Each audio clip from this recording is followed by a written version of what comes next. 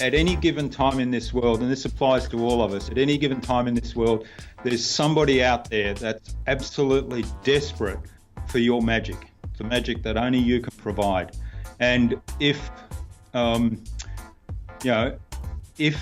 they get to experience that magic, then you transform people's lives. Welcome to the WP Elevation Podcast.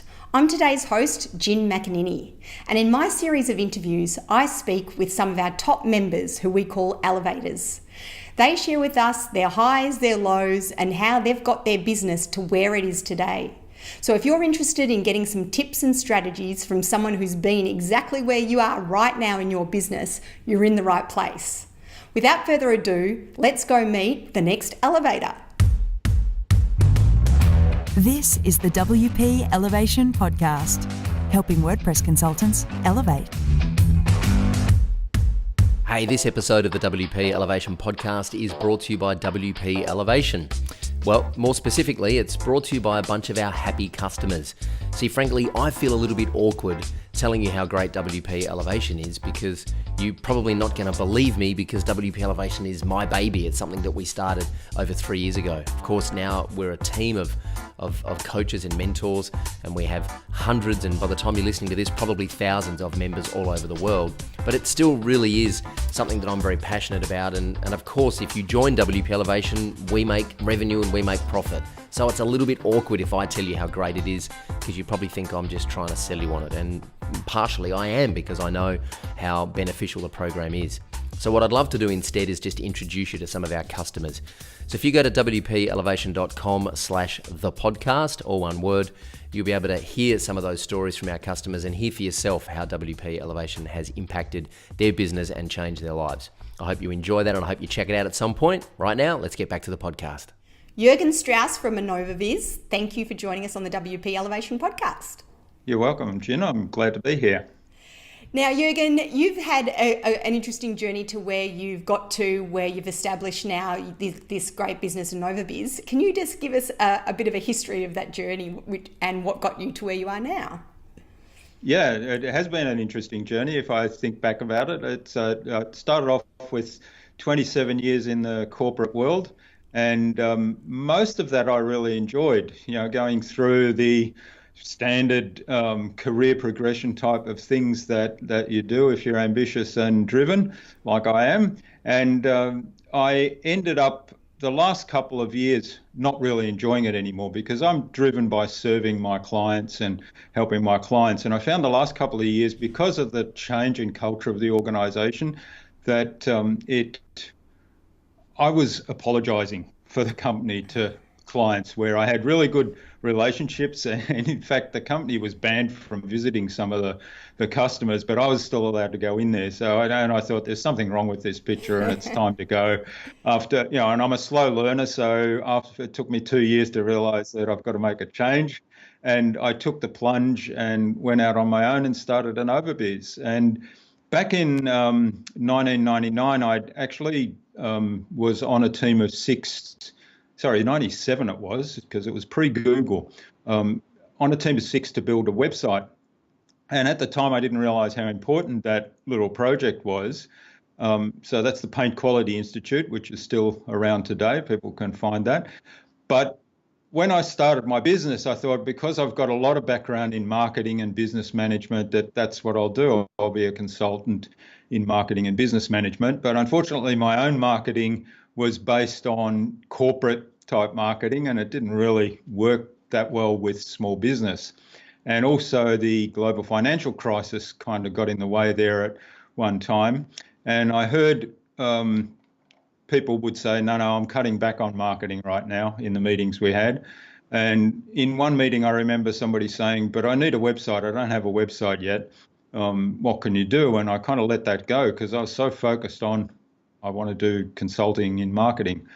The second person said that, and I thought, that's interesting. I heard that before. When the third person said that, I kind of went, hang on. Bing! Yeah. And I said, I can do a website. Now, of course, when I did the corporate website, I was involved heavily in developing the strategy and building the search engine strategy around Yahoo in those days, because that was before Google, as I said. So I had to figure out, and we had teams to do the programming and all that kind of stuff. So I had to figure out, well, what do I do now? How do I actually make this happen on my own? And I discovered WordPress, built a website in WordPress. The client was really impressed. We actually got him new business from that website very quickly. And as a result, I thought, hang on, I can turn my whole marketing thing on its head and build websites, but then build websites that are actually marketing tools as opposed to nice brochures. So that's kind of how I ended up where I am now. And I've more or less done full circle now, so I'm focused very much more now on the marketing, on all the strategies around the digital marketing space, social media marketing, content marketing, and those things. And websites is kind of the key to the door, if you like. Aha, I like that journey. So did you teach yourself basically how to do all the coding and design the websites, or did you do some courses along the way? Yeah, I taught myself and did some courses. I wouldn't say I'm a real good coder. I kind of got people to help with coding, and at some point realized that it probably wasn't good use of my time to learn some things that I didn't really enjoy and that I struggled with. So I got help in those areas. I can do a little bit of coding. But I certainly taught myself how to use WordPress, and I kept up to date with some of the new developments that have come along ever since Beaver Builder came along. That's kind of totally transformed things for me because it's made things so much easier. But yeah, I really taught myself a lot of that. I've always been into computers in a big way, even though my background's chemistry.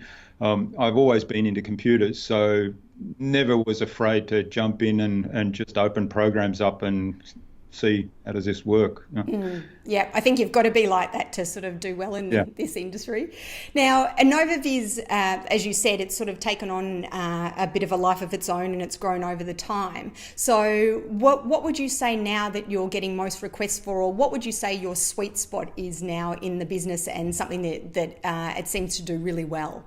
Yeah, well, my sweet spot now, I've niched right down in the last 12 to 18 months to focus on business coaches, and that's my sweet spot because I had a range of different clients. I've still got a few clients that are outside of that area, but my whole marketing now is focused towards business coaches because, again, it took me a long time to realize, and suddenly it dawned on me, hey, these are the people that seem to respond really well to my message and so on. So I thought, well, why try to force the message in a different direction when it seems to work there? So focus on that audience.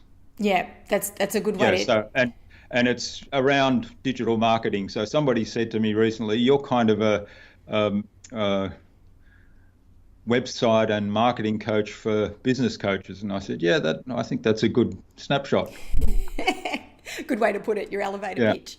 Yeah. So I know that you're really good in a few different areas, but I want to dissect a few of them.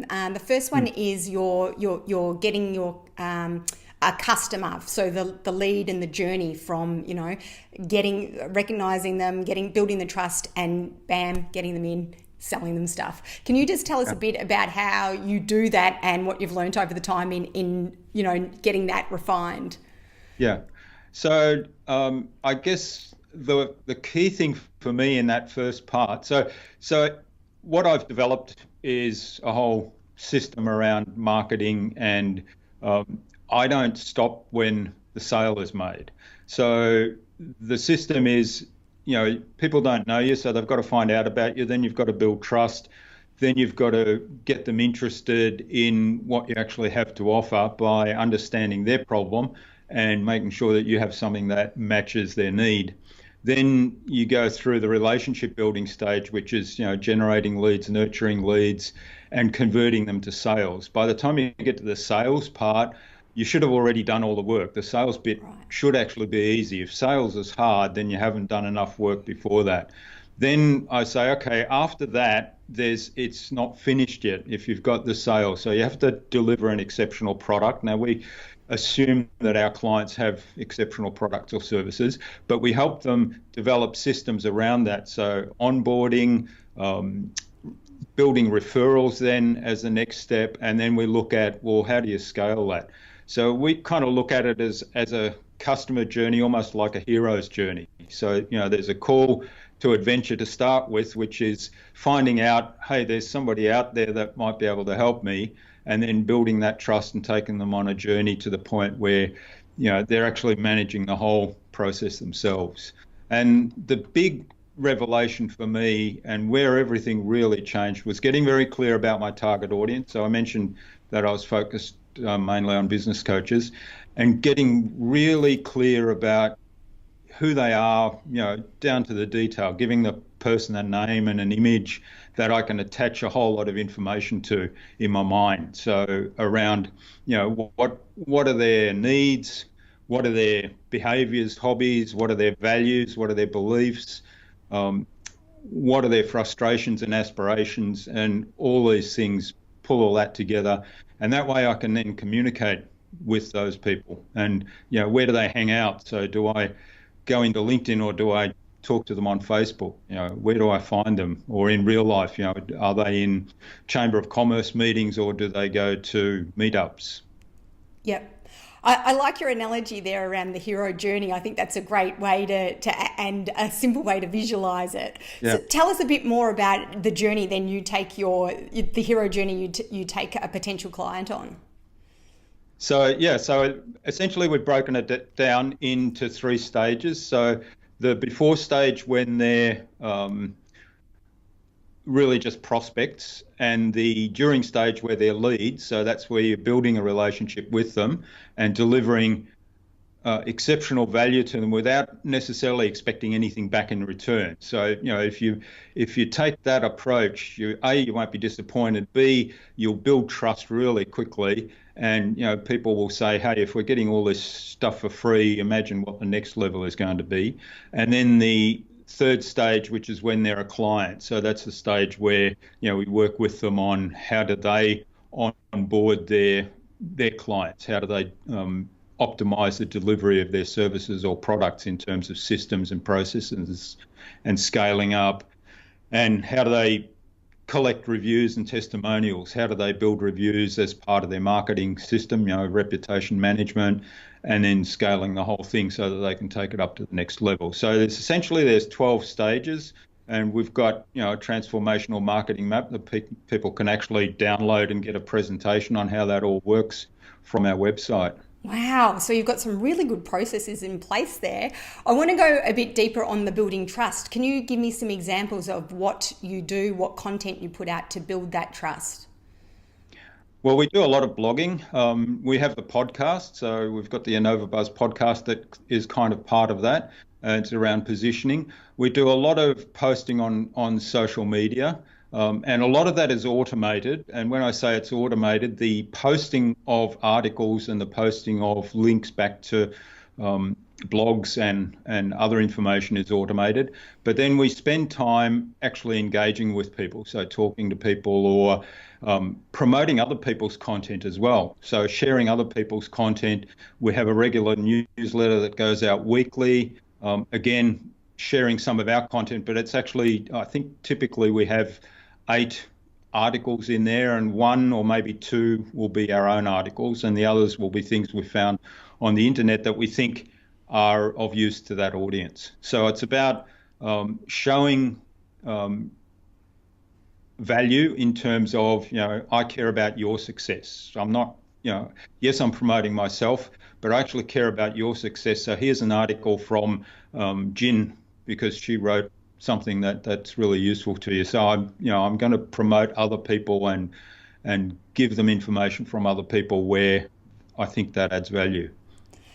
Tell me a bit about the podcast, because I know that some of the listeners or viewers they've dabbled with the idea of doing that, and I've seen you progress with the podcast, and you have got some incredible talent on now. Can you give us some feedback and some tips on, if you are thinking of starting a podcast, does it come naturally? How did you find it? That sort of stuff. Okay, yeah. Well, first of all, if anybody is even remotely thinking of doing a podcast, my advice is do it. Just get started and do it. And if you want help to get started, I'm sure you can find a lot of help in the WP Elevation community. So my history was I had some personal coaching with Troy in the very early days when I was a member of WP Elevation. And one of the things that Troy said to me was start a podcast. Now, for me, I'm not afraid to get on camera and talk to people, even though I'm an introvert by nature, but I'm quite happy to have a conversation with somebody. So I found the idea of doing an interview on a podcast and thinking of it as a conversation not daunting at all. So what I did, and also when Troy suggested that, because I mentioned earlier that I'd had this corporate career, much of that was international. So I managed remote teams in 8 different locations. And as a result, I saw clients internationally, and my relationships were really a lot international. So when I started a local business, building local relationships, I had to really start from a low base. When I thought about the podcast, I thought, wow, I can leverage all these relationships that I've built over 20 odd years and actually talk to people who have made very successful careers that were CEOs of big companies and so on. And, you know, they were doing very innovative things, and the theme I chose was innovation. So I started off interviewing people, and one of the magic questions which really propelled this, I mean, it's just a little secret trick. At the end of every interview, I say to the guest, who else would you like me to interview on this podcast? And I didn't realize that when I first started that. I modeled that off Troy. In the early days, he was doing that. And what happened was people would introduce me to complete strangers. Some of them were quite famous people I'd heard of. Some of them were people I hadn't heard of, but very accomplished. And just by getting that introduction, 80% of the people accepted the invitation to come on the podcast. And I spoke to some amazing people, like you said. That's a great tip. I love that one. Yeah. What about for someone who is, like you said, you didn't find it too difficult. You were lucky with that. A lot of people are, you know, it is a bit of a barrier, you know, that putting yourself out there like that. Have you got any advice?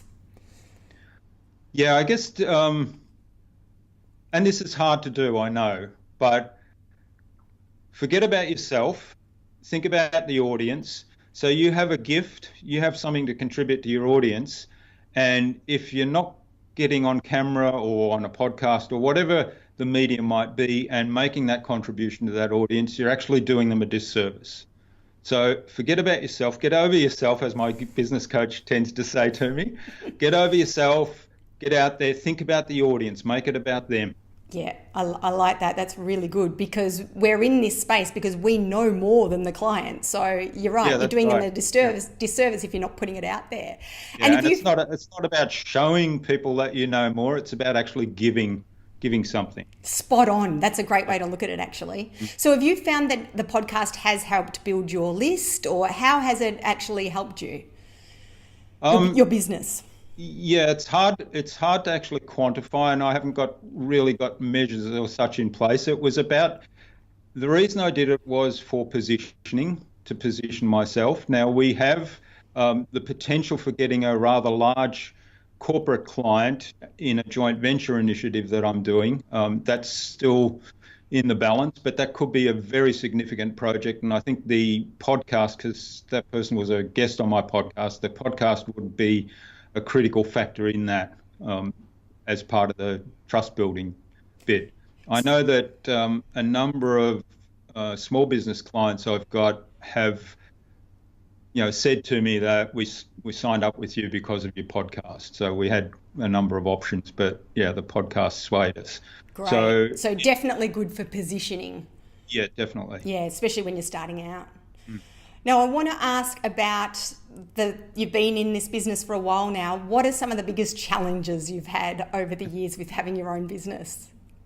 I guess, you know, cash flow is always a big challenge, because you get to a point where suddenly you've spent a lot of money, and then you've put out a lot of proposals, and you're counting on a lot of money coming in from those proposals, and people are sitting on their hands. You know that they want to go ahead, they like you and they want to go ahead, but for them, stuff's going on, you know, they're delaying the decision, or they can't make the decision right then and there. So you're in a bit of a bind as well.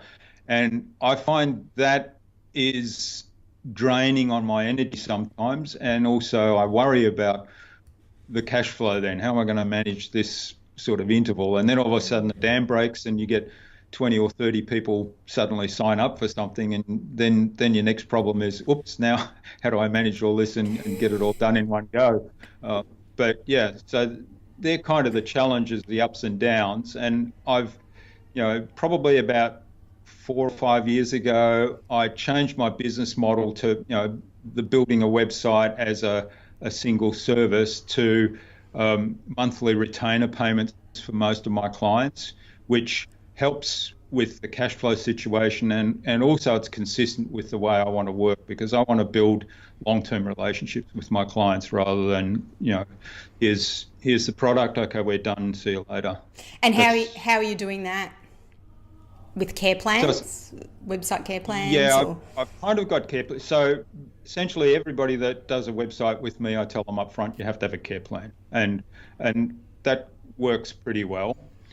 The bigger projects, like a consulting or a marketing package or so on, I tend to do it over a 12-month period minimum. So here's the plan.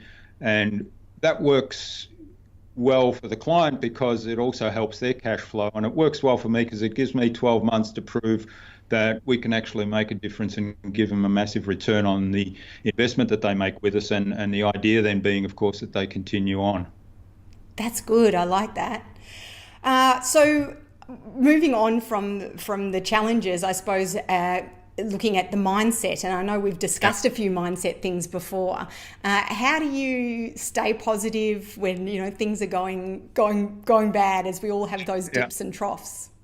Yeah, well, I guess, it would be wrong to say that I stay positive. So definitely I have bad days and get into bad moods at times, but I try to remind myself all the time that, hey, at any given time in this world, and this applies to all of us, at any given time in this world, there's somebody out there that's absolutely desperate for your magic, the magic that only you can provide.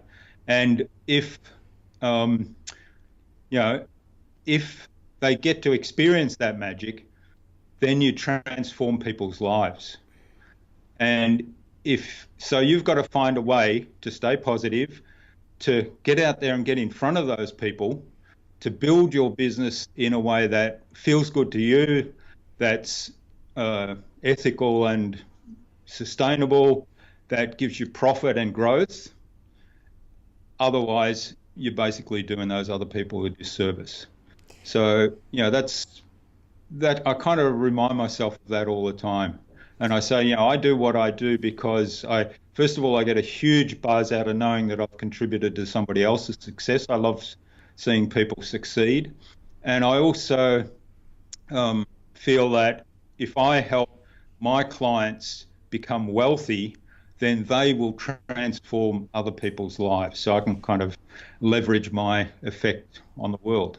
Oh, that's so good. I love that way of looking at things. And then the other thing is too, if you've got that self-doubt and think, well, Joe Blogg down the road is doing the same job, he knows more than me. But the thing is, you've got to look at the gelling of different personalities and different niches as well. And the right, and I'm sure you've been able to sort of wheedle out the clients who just, straight up aren't a right fit for you, and the ones who you're going to make some magic together. That's exactly right. Yeah, because Joe Bloggs down the road might know more than I do, or might be better at a lot of things than I am, but he can't do what I do, and he can't do it in the way I do it. So if I'm a good match for a client, then Joe Bloggs really isn't competition.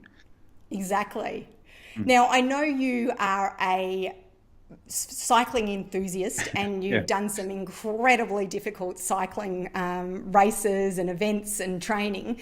So do you find that that's something that you use to sort of also do a bit of self-care and take some time out for the business? Is that Definitely important? It is. Yeah, it's really important because I try to get out on the bike every morning. So 6 a.m, I'm usually out for an hour or so with my buddies. Sometimes I go on my own if things get in the way and there's only 1 or 2 people turn up. So if there's only one turn up me, then I'm on my own. I find cycling on my own is actually really good because I get a lot of ideas when I do that, and I'm not talking to people and I'm sort of in my own world. But I find that if I skip a day for whatever reason, it just doesn't feel right. So, I've got this little sign up on my pinboard here that says, every day is a good day. Every day that you ride the bike is a good day, or something like that. That's great. And for some people, it's not necessarily exercise. It's maybe finding that creative pursuit. Right. That's what, It's whatever you're passionate about. So obviously, I really love my bike riding. I'm passionate about it, but it's kind of doing what you're passionate about to be able to get away from the work, get away from the computer screens, switch off for a bit, let the mind switch off. So I had an interesting conversation on the podcast, and I think it was not the last one, but the previous one, with Dr. Fiona Kerr, who's a neuroscientist. And she was giving the scientific explanation of how, if you switch your mind off, if you allow your mind to daydream, how that actually helps you be more creative and helps you develop new ideas. Oh, I've heard a lot about that. I'm going to get a link for that and put that in the show notes, because I think, especially with what we do, and often we work solo, I think it's good to be able to take that time and stop thinking about the business non-stop 24/7. That's right, yeah. Now, we're getting to the tail end, and I want to ask you some nitty-gritty questions. The first one I want to ask is, what's your favourite WordPress or your go-to WordPress theme? Oh, Beaver Builder. Without a doubt? That you didn't Without a doubt, yeah. I didn't need time to think about that? No, I didn't need time to think about that. I had a bunch of different themes I was using for a while until Beaver Builder came along. I became a Genesis fan and did a lot with Genesis, but when Beaver Builder came along, I thought, oh God, this is so easy and so versatile. There's so much you can do with it, particularly now that they've added the themer in with it. So yeah, a lot of our elevators feel the same way about that. And before I go on to the next one, another tool. Tell me, just day to day, you were talking about, you're blogging and you've got a small team. What tools do you use that you couldn't do without, with 2 or 3 tools? Okay, well, the number one is probably River, which is a Slack alternative. So River is, where we do all our communication. Basically, every morning I get on there and say good morning. We have like a virtual coffee chat with the team. Then Zoom I use, so we have an expression like it's, we say Google this, we say let's Zoom. So, and we'll jump on a Zoom link and have a live chat. So that's definitely a really important one. The other one, I'm just having a look over here, what's open on the screen. I guess they're the main ones. I mean, we've got heaps and heaps of tools. Yeah, but they're your 2 go-tos that you couldn't do without. They're the 2 go-tos, yeah. I think I've got a lead magnet that I'm trying to build out, which is the 10 key tools for running outsourced teams. I can't remember what else is on there, but definitely we use Zapier quite a lot. And I've become a huge fan. I'll give a shout out to the guys at Paperform, little startup company in Sydney that are going gangbusters, and that's a really useful tool. So I'm, instead of doing a lot with Gravity Forms now, I'm starting to work a lot more in that. Yeah, sounds good. Now, AnovaBiz, where do you see it going in the next 2 to 3 years? Okay, so some of the exciting initiatives we've got going is a joint venture thing. So I mentioned earlier about this corporate client, that international client, where we might be doing some training programs in person and online stuff. So I see us doing a lot more of that in partnership with a couple of other people. I'm also running in partnership with those same people an annual business planning retreat, where we look at the mindset of running a business, the mindset of getting to a $1 million turnover business, and that's an annualized turnover, so not once off. Basically a whole system around marketing, a whole system around sales, and a whole system around building systems within the business to make sure that you can actually scale it up to that level. And we do that in a fun location. Last year we were in Paradise, Treasure Island, I think it was called, in off Phuket in Thailand. Beautiful. And this year we're going to Vanuatu. So, oh my gosh, everyone's a winner in that one. Yeah, that's right, in June. And it's amazing because I mentioned earlier how I love to see people succeed. So last year we had 5 businesses in Thailand, and particularly one of those businesses was kind of a little bit lost in their way, and they're just going gangbusters. I mean, they're our star off a low base, but they're just kicking goals you wouldn't believe. It's amazing, and it's all around the systems and things. I mean, the lady who runs it has done the work, but the guidance that we've given them has made a huge difference, and that gives me a massive buzz. That is so rewarding. Yeah. So we've got 7, I think. We've got a couple of places left actually for Vanuatu, but we've got 7 going to Vanuatu, and we're looking forward to doing that again. And also there's 4 of us that do the coaching for those sessions, and I found that in doing that coaching that I was having a whole lot of ideas and transformations for my own business as well. So it's kind of works as win-win-win-win, if you like. Yeah. Oh, that sounds incredible. All right, I'll definitely put a link to that in the show notes as well. I might have to check my budget to see if I can come along to that one. I haven't been to Vanuatu before. We're going to end it on that note, Jurgen. So I'd like to say thank you so much for joining us today. And Jurgen is also a WP Elevation community mentor, which means he's one of our alumni members who helps everyone in the group and with his sage advice and knowledge and wisdom.